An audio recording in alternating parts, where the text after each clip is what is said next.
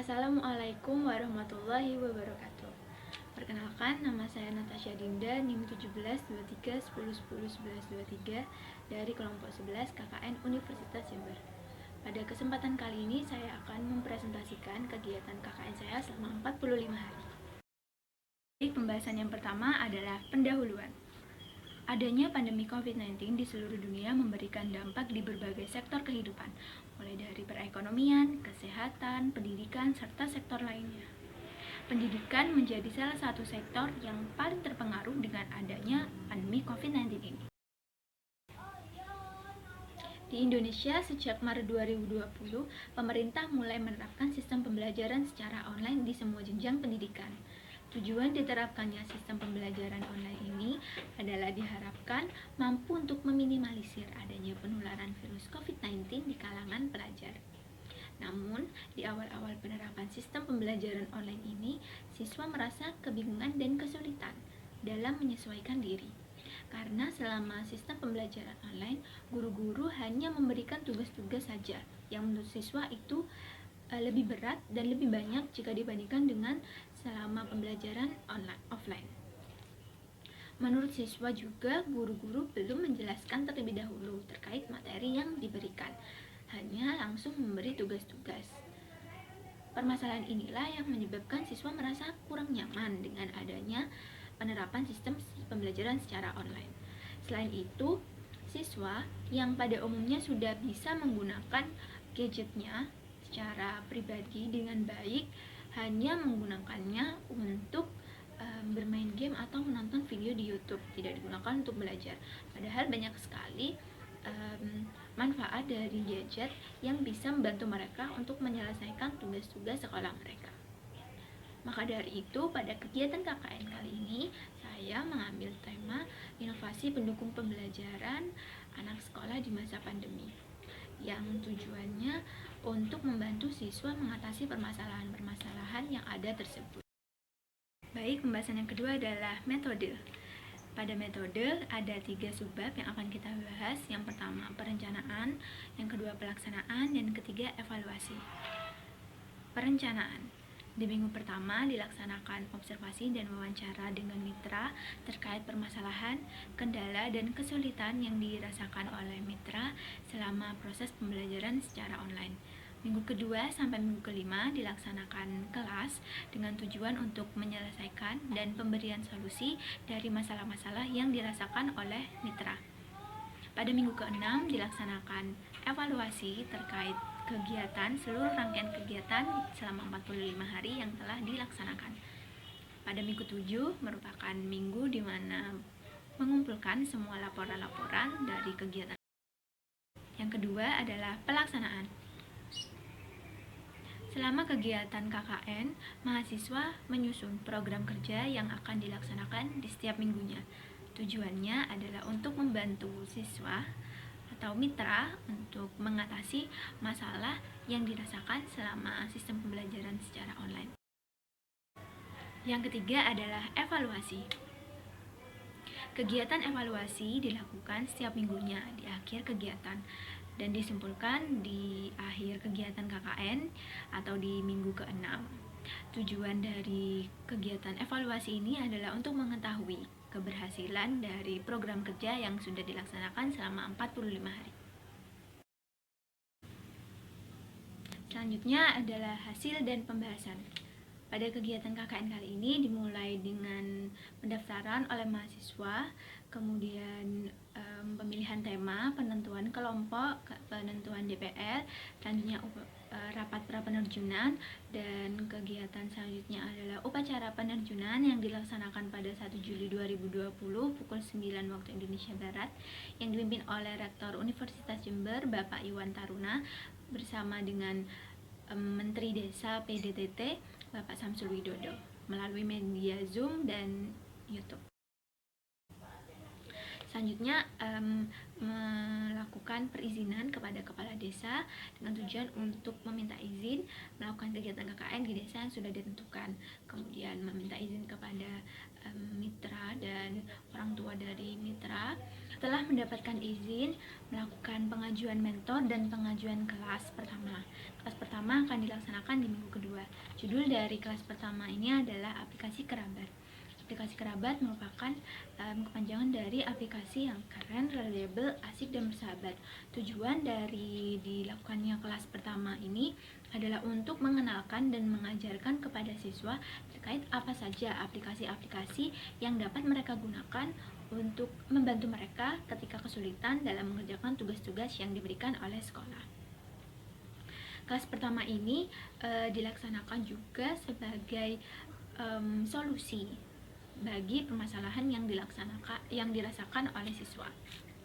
Selanjutnya adalah pelaksanaan kelas kedua yang dilaksanakan di minggu ketiga. Pelaksanaan kelas kedua ini merupakan keberlanjutan dari kelas pertama sebelumnya. Kelas ini juga merupakan kelas yang diinginkan oleh mitra. Jadi judul dari kelas ini adalah apa sih Zoom dan Google Meet itu. Jadi pada kelas ini saya mengenalkan apa itu Google Meet, apa itu Zoom, dan bagaimana cara penggunaannya, serta apa saja yang membedakan dari kedua aplikasi ini. Selain itu juga saya juga mengenalkan dan menjelaskan kepada mitra apa saja keuntungan dan kekurangan dari aplikasi ini. Seperti itu. Juga setelah dijelaskan mengenai Zoom dan Google Meet, saya juga mengevaluasi terkait dengan apa yang telah dijelaskan di minggu sebelumnya terkait aplikasi-aplikasi yang dapat membantu siswa mengerjakan tugas-tugas. Siswa mengatakan bahwa seminggu setelah melaksanakan kelas pertama, siswa mulai mencoba untuk membuka aplikasi tersebut. Selanjutnya adalah pelaksanaan kelas ketiga di minggu keempat. Jadi kelas ini merupakan kelas pertama yang dilaksanakan secara online. Sebelumnya kelas-kelasnya dilaksanakan secara offline atau bertemu secara langsung. Jadi kelas ketiga ini judulnya adalah strategi belajar di masa pandemi. Jadi kelas ini dilaksanakan menggunakan media Zoom. Jadi pada kelas ini saya menjelaskan terlebih dahulu apa saja hal-hal yang menyebabkan siswa menjadi malas belajar. Kemudian apa akibat dari malas belajar tersebut. Selanjutnya saya memberikan tips atau strategi belajar yang dapat digunakan oleh siswa ketika belajar di rumah, khususnya selama masa pandemi ini. Setelah dilakukan penjelasan materi oleh saya, kemudian saya melakukan evaluasi terkait kelas-kelas atau materi-materi yang saya sampaikan di minggu-minggu sebelumnya. Juga pada pertemuan yang dilaksanakan secara online ini saya menggunakan media Zoom. Tujuannya juga sebagai salah satu bentuk evaluasi terhadap siswa, apakah siswa sudah cukup memahami apa yang saya sampaikan di minggu sebelumnya terkait materi penggunaan aplikasi Zoom dan Google Meet. Selanjutnya di minggu kelima yaitu adalah pelaksanaan kelas keempat atau kelas terakhir. Kelas ini dilakukan secara offline. Judul dari kelas ini adalah cara menjaga kesehatan mata. Kita ketahui selama masa pandemi ini pembelajaran dilaksanakan secara online, jadi mau tidak mau siswa harus terus-menerus menatap layar gadgetnya masing-masing. Hal ini juga dapat menimbulkan berbagai keluhan seperti pusing atau mata panas, mata lelah, dan lain sebagainya. Siswa juga menyampaikan kepada saya bahwa selama masa pandemi rentan waktu yang dilakukan oleh siswa untuk menggunakan gadget itu lebih lama daripada biasanya, sehingga siswa itu ingin mengetahui bagaimana cara untuk menjaga kesehatan matanya. Jadi pada kelas ini saya menjelaskan terlebih dahulu apa saja sikap-sikap yang boleh dilakukan dan tidak boleh dilakukan untuk menjaga kesehatan mata. Selanjutnya saya menjelaskan mengenai nutrisi apa saja yang bisa dikonsumsi untuk menjaga kesehatan mata. Selanjutnya saya mengajarkan teknik relaksasi mata yang sederhana seperti ini. Jadi ada dua cara yang dapat digunakan untuk merelaksasi mata. Cara yang pertama adalah dengan rumus 20-20-20. Jadi rumus 20-20 ini, jika kita bermain gadget lebih dari 2 jam dalam sehari, kita bisa melakukan rumus 20-20-20 ini. Jadi 20 yang pertama itu memiliki arti setiap 20 menit, kemudian 20 yang kedua itu melihat kejauhan sejauh 20 kaki atau 6 meter, dan 20 yang ketiga adalah selama 20 detik. Jadi dapat disimpulkan rumus 20-20-20 ini adalah selama jika kita menggunakan gadget lebih dari 2 jam, maka kita harus berhenti sejenak selama 20 menit untuk melihat kejauhan sejauh 20 kaki atau 6 meter selama 20 detik. Dan cara yang kedua adalah dengan melakukan relaksasi mata atau pijat mata, tepatnya di bagian pelipis. Selanjutnya adalah kesimpulan. Pelaksanaan program kerja selama 45 hari di setiap minggunya yang dilakukan oleh mahasiswa berdampak baik bagi mitra. Pengenalan aplikasi-aplikasi yang sebelumnya belum diketahui oleh mitra sangat membantu dalam mengatasi permasalahan siswa. Salah satunya yaitu yang merasa kesulitan ketika mengerjakan tugas-tugas yang diberikan oleh guru. Selain itu, dengan mengenalkan aplikasi-aplikasi yang ada, siswa menjadi lebih memanfaatkan gadgetnya dengan baik. Bukan hanya menggunakan untuk menonton video di YouTube atau bermain game, kini siswa bisa lebih berkreasi atau bisa lebih memanfaatkan gadgetnya dengan hal-hal yang lebih bermanfaat, seperti mengakses aplikasi-aplikasi pendidikan yang sangat membantu mereka dalam mengerjakan tugas-tugas yang diberikan atau memperoleh ilmu dan pengetahuan yang baru.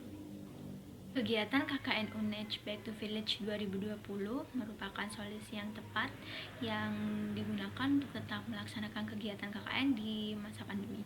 Hasil dari pelaksanaan program kerja keempat program kerja adalah siswa menjadi lebih mengetahui apa yang harus mereka lakukan ketika mereka bingung untuk mengerjakan tugas-tugas yang diberikan dari sekolahnya, karena mereka telah mengetahui apa saja aplikasi-aplikasi atau situs-situs yang dapat mereka akses untuk membantu mereka mengerjakan tugas-tugas yang dirasa mereka kesulitan. Kemudian selama pelaksanaan program KKN ini, untuk kedepannya beberapa perbaikan kemungkinan perlu dilaksanakan terkait dengan sistem pelaksanaan dan pemberian informasi kepada mahasiswa yang terkadang masih berbeda-beda dan menimbulkan kebingungan di kalangan mahasiswa. Baik, cukup sekian presentasi dari saya terkait dengan kegiatan KKN yang telah saya lakukan selama 45 hari. Mohon maaf apabila kurang berkenan. Wassalamualaikum warahmatullahi wabarakatuh.